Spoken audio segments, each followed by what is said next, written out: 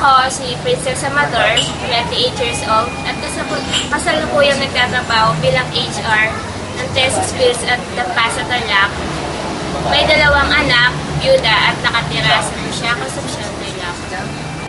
Nagtapos ako ng high school sa taong 2000 at kumuha ako ng kursong Business Economics sa isang universidad. Hindi ko natapos ang aking kurso sapagkat ako ay nakapag-asawa at nagkaroon ng 2 anak. Pagkalipas ng 5 taon, namatay ang aking asawa.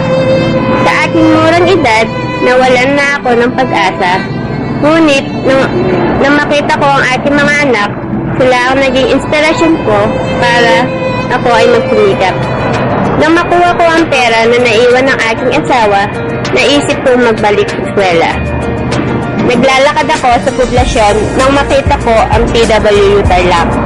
Nag-inquire ako at maayos naman nila akong inasikaso. Tinayuan nila ako na meron silang maikling kurso sa TESDA ang 2 years HRS, sa kung saan ay magkakaroon ka ng 6 na kwalifikasyon at national certificate. Nag-enroll ako sa kursong HRS. Tiniis ko lahat dahil maliban sa ako ay estudyante, ako din ay ina sa 2 kong anak. Ngunit sadyang mapaglaro ang tadhana, sapagkat kung kailan malapit ng matapos, ako ay nagkaroon ng isang malubhang sakit. Na-diagnose ako sa sakit na cancer. Nilakasan ko ang aking loob at dinagdagan ko ng panalangin sa Diyos.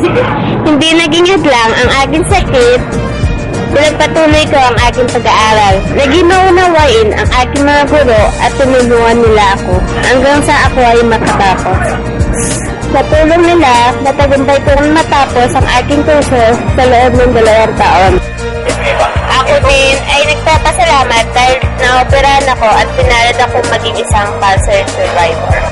Pagka-graduate ko, ako ay nag-apply sa TESS Skills and Roasters, isang Filipino-Chinese restaurant. Mapalad akong natanggap bilang assistant HR. Pagkatapos ng 3 buwan, ako ay na-promote bilang isang roasting supervisor sa kanilang branch ng Dapasa Tarlac at naging reservation booking attendant kung saan na-i-apply ko dito kung ano ang natapos ko sa TESDA. Hindi nagtagal, pinahawak din nila sa akin ang HR department. At tagumpay kong natapos ang ating kurso, sipag, tiyaga, pagsusumikap, pagtitiwala sa sariling kakayahan, higit sa lahat, panalangin at pananalig sa Diyos. At naging inspirasyon ko ang ating mga anak. At sa tulong na rin ng PWU Tarlac at ang TESDA ay naging kaagapay ko sa aking pangarap. Sa TESDA, walang imposible. Sa TESDA, waging-wagi ka.